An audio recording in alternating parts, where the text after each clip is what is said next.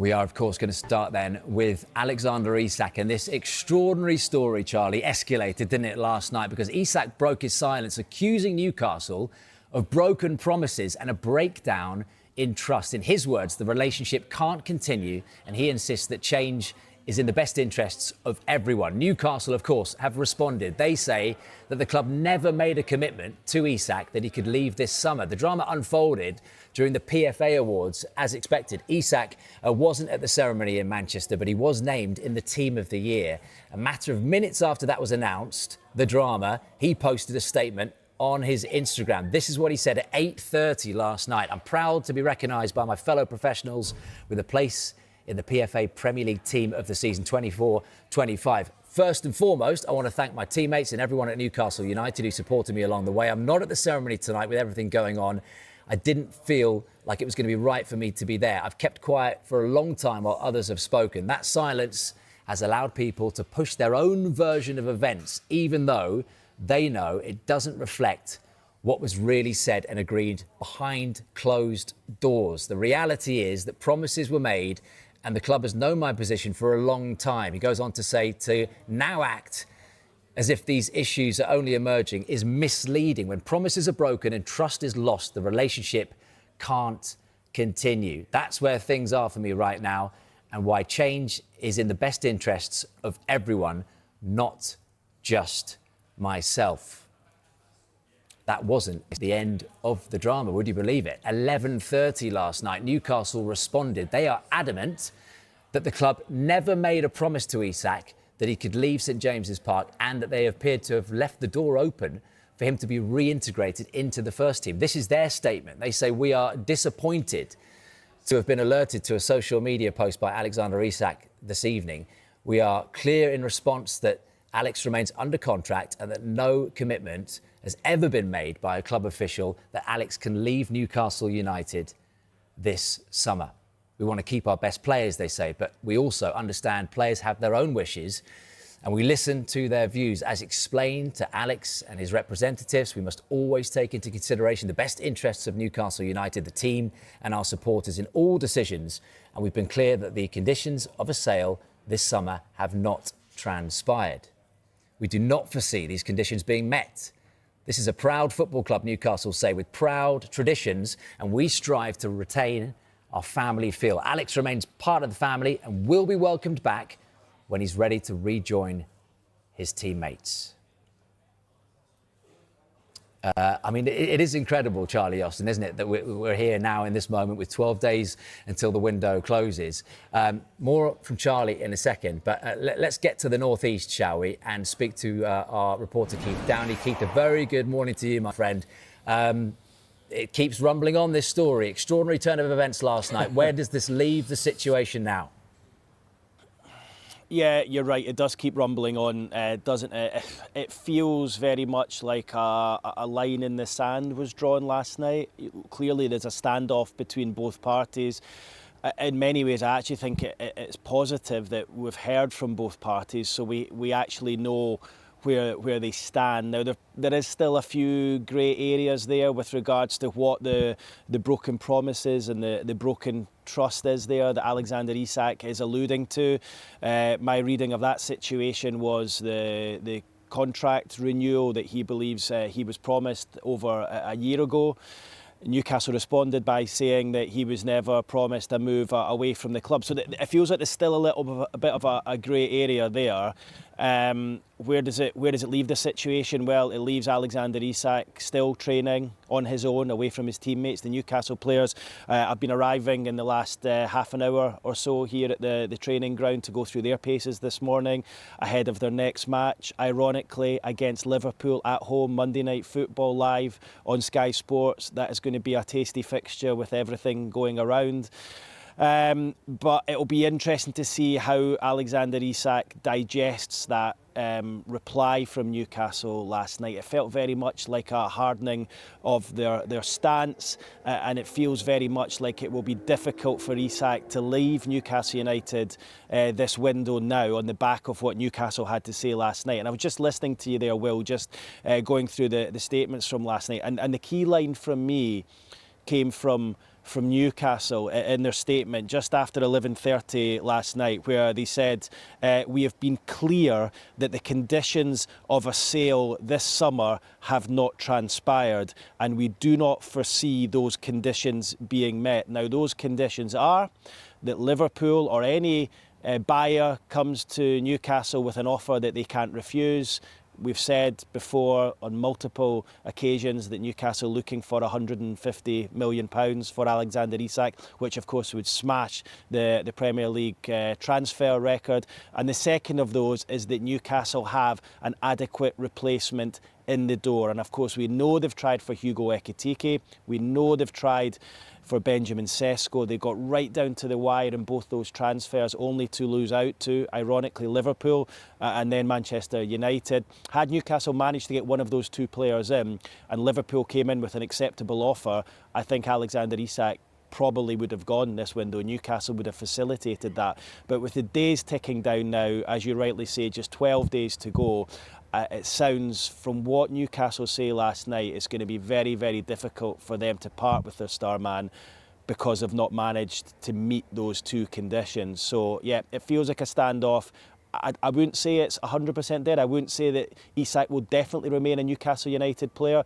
But what I would say on the back of both those statements last night, Newcastle, angered by what Alexander Isak had to say, they responded themselves, and what I would say is it's now harder for Isak to leave now than perhaps it would have been 24 hours ago. Keith, one thing is for sure, out of those 12 days that you mentioned, you are not having a single second off. That is for sure. You will be all over Sky Sports News until deadline day. And isn't it amazing, the narrative? We've got that game at St James's Park between Newcastle and Liverpool, the Monday Night Football. Where will Alexander Isak be watching that game from? What colour shirt will he have on? Will he be on the pitch? Who knows? Unlikely, of course. And we've had, crazy transfers over the years. The Sol Campbell deal back in the early 2000s to Arsenal from Spurs, Tevez. But have you ever known a story like this, Keith, in the time covering, certainly in the North East?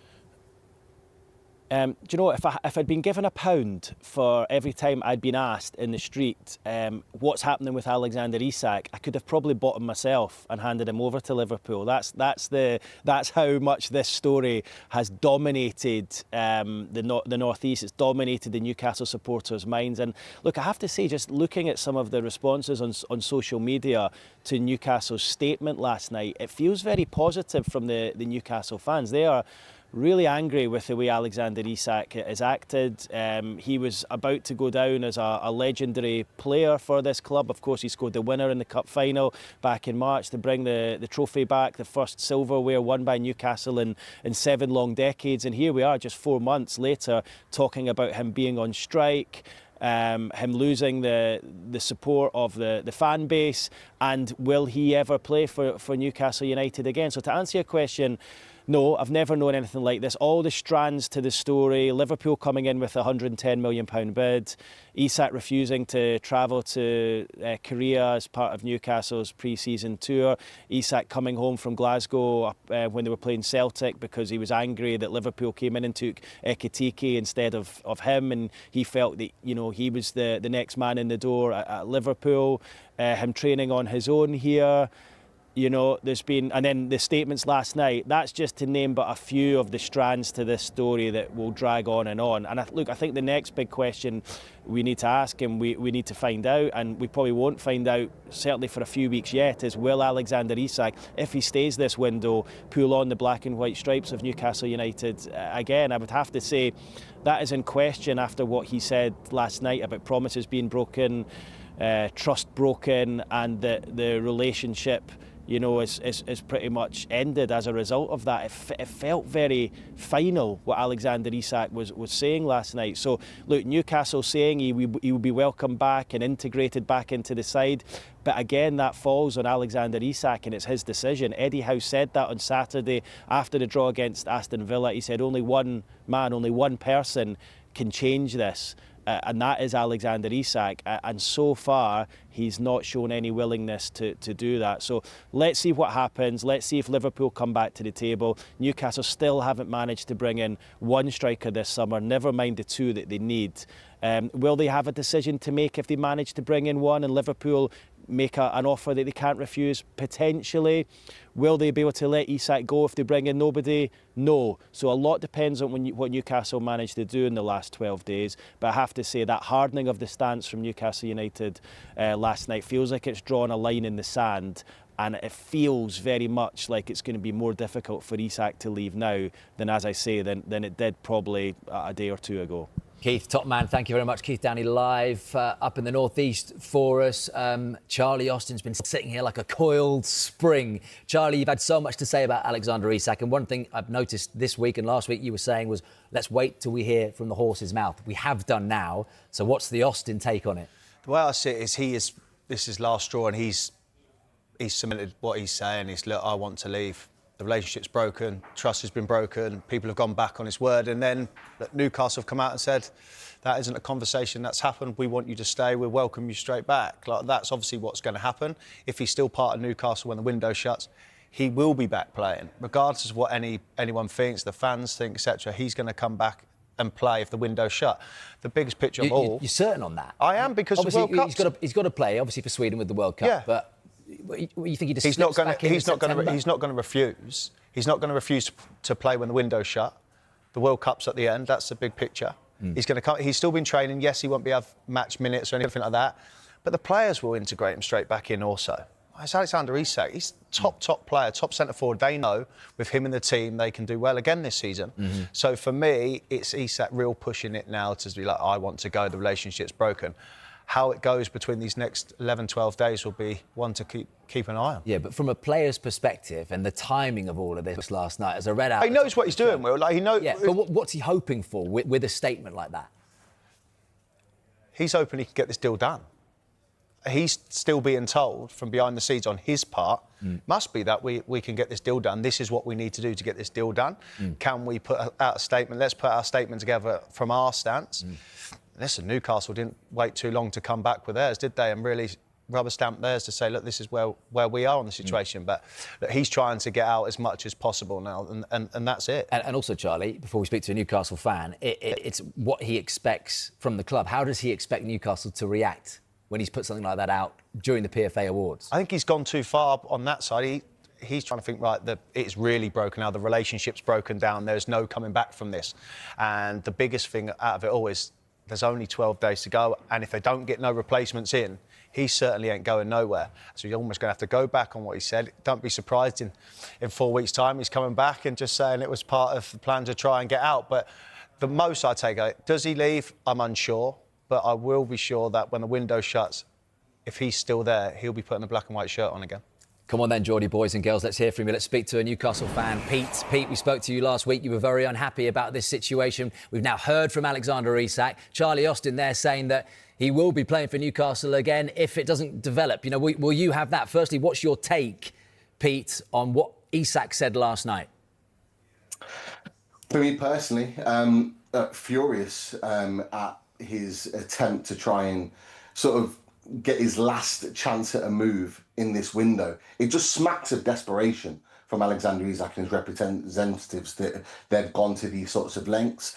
So from a Newcastle fan perspective, seeing the way that he's behaved this summer, it just smacks of desperation. And Newcastle fans are furious about this. They absolutely are, because he has completely let the fans down. He's completely let the players down. And just as importantly, he's let the manager down. And just to talk about that statement really quickly, the one thing that he hadn't mentioned at all in that statement was the fans.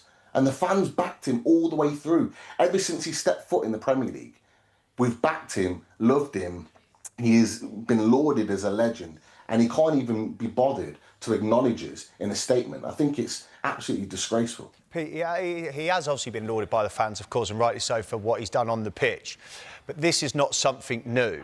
Now, if we're going on about, I know the club saying there's no agreement, the players saying there is, but this is something that as soon as the season's finished back in May, this is something that's happening all the way then. How has it still carried on to this? Why has Newcastle not just said, right, you are not going nowhere, and told him straight where it is? They've almost said, if it's 150 million, that's it, and we're going. Why did they even bother setting a price tag for it? Do you think, Pete, if the window shuts and he's still a Newcastle player, You're having him down the middle for Newcastle for the starting 11, aren't you? Let's be honest. I was smiling as you were talking about it, Charlie, because once this window shuts, he is going to play for Newcastle United again. Whether I want him to, whether the fans want him to, he will be playing for Newcastle United again for his own benefit and for the benefit of the club. And you'll laud him? And you'll laud him if he puts the ball in the back of the net? Everyone will get behind him again? That's where it's different. Like, we will, Newcastle United fans, and look, I've supported this club over 30 years. We have backed every single player, whether we've liked them or not, whether they've annoyed us or not. When they put that shirt on and they get onto the pitch, we will want every single player to give 100% and do the job for the team. And that will happen.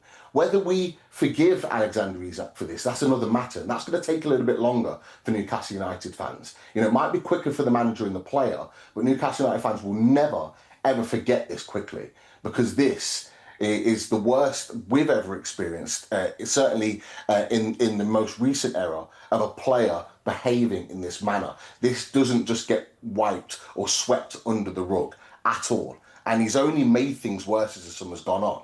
So yes, we'll back any player that gets onto the pitch and plays for Newcastle United, but we don't have to like it. Pete, I'm just thinking as well, looking at the Newcastle statement, right, and playing devil's advocate from the club's point of view, they're saying that their conditions haven't been met. So reading between the lines, we haven't had enough money. There's not enough on the table as a bid from Liverpool. Just out of curiosity, how much do you think Alexander Isak is actually worth?